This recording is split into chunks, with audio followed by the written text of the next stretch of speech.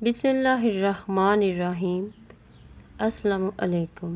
ذی الحج کی 7، 8، 9 اور 10 تاریخ کو خاص اولاد کے حق میں دعا مانگنی ہے، کیونکہ ان دنوں میں حضرت ابراہیم علیہ السلام نے اپنی اولاد کے لیے دعا مانگی تھی اور اللہ تعالیٰ نے قبول فرمائی تھی۔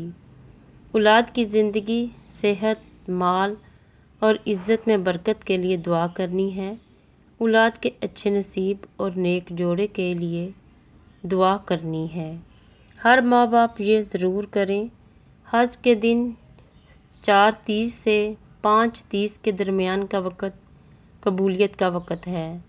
447 بار اللہم لبیک، 21 بار اول و آخر درود ابراہیمی، پھر کوئی بھی جائز دعا کریں، انشاءاللہ تعالی ضرور پوری ہوگی۔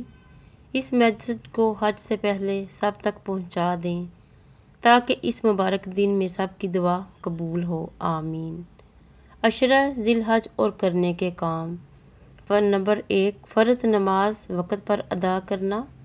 نمبر 2، صدقہ کرنا۔ نمبر 3، نفلی روزے خصوصاً یوم عرفہ کا روزہ رکھنا۔ نمبر 4، تحلیل لا الہ الا اللہ پڑھنا۔ نمبر 5، تسبیح سبحان اللہ کہنا۔ نمبر 6، تحمید الحمدللہ پڑھنا۔